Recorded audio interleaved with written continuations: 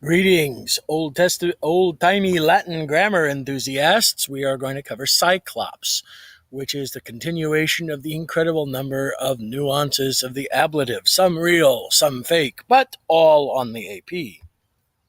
So, giving an overview, we're going to deal with ablative of place, time when, time within which first. Those are all the same thing. It's an ablative place phrase. The ancient viewed time and space the same way, but got to know what the AP is looking for. Ablative of specification as well as ablative of manner. That's a new useful one. And then a couple finishers. So let's talk about place. Place is easy. In plus ablative place phrase, except you don't use in with, sometimes you'll use it with names of cities, towns, swans, home, and earth. Expressions of place, including locus or totus, or outdoors or in the country. So, for example, Tara Marique, by land and sea. Now, ablative place phrases without the in, very common in poetry. Now, ablative, the ancients viewed time and space the same way. The 19th century grammarians did not. So therefore, they're saying instead of a place phrase, it's an ablative of time. When you talk about an ablative without the preposition, at first dawn, in my departure. Sometimes in is used, most often not. Now, what's a little more confusing is ablative of time within which. And it's generally seen as plural. So at this time or during this time. That's at this time is ablative of time when, during this time, ablative of time within which.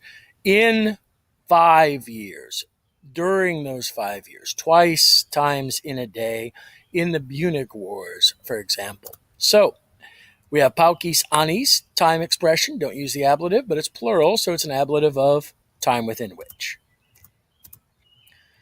Novem noctibus, 9 nights. Novem is indeclinable, but noctibus is clearly ablative, and you're dealing with an ablative time expression. It's ablative of time within which. And that's it. So those are easy. Now for something a little more complicated, two sides of the same coin. Last grammar lecture, we talked about the ablative being a descriptive, serving as an adjective. Now we see where it's served as an adverb. This is called the ablative of manner, or most precisely what they use is the ablative of specification. There's two types. They're the same thing, except one's about nouns, mostly the other one's adjectives. For example, so it takes the ablative and it modifies the verb to excel. How to excel? In virtue or valor. They differ in the Greeks differ by means of, the Gauls differ by means of their language. Ablative with dignus, unworthy, or indignus, unworthy, belong there. So worthy of belief, etc. Ablative of specification, an ablative in the a noun in the ablative case being used as an adverb. Ablative of manner, same thing, except it's used primarily with adjectives. Sometimes, oftentimes with cum, but oftentimes not, because when you have the adjective there, you often know you need to use it. So in other words, we lived with virtue, to live virtuously. That explains how it's done, ablative of manner. However, you can also, if you didn't have cum, it'd be ablative of specification. Yeah, I know.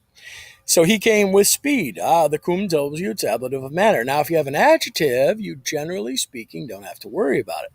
So in other words, to speak with great dignity, there's the adjective. So it becomes ablative of manner. He came with the greatest speed. Notice the adjective here, so therefore it's an ablative of manner. And finally, what difference does it make in which you compel me? By which means, right? Qua ratione, by which way. So let's play with it. Boom. Cum. Cum. With great, you live with great audaciousness. Is it an accompaniment phrase? No, it's not coming along with a buddy. It's how you're describing the action. So therefore, it's an ablative of manner. Next. A river with steep banks. Now, generally speaking, when you have that noun there, it's going to, generally speaking, be ablative of specification, which isn't an option here. How fun. Cum virtute. Cum plus ablative, always an ablative of manner. describing the verb. All right, two quick things. Ablative of accompaniment is cum plus the ablative, piece of cake. Some old grammars called it ablative of attendance, but we know what it is, cum plus the ablative. We've seen it for a long time. And then ablative of separation, which isn't just an ob phrase. It could also be a day phrase or even an ex phrase. So be aware that all those are clumped together in the ablative of separation, also called place from within, from which. Yeah, the AP is probably going to take, generally speaking, a ablative of separation.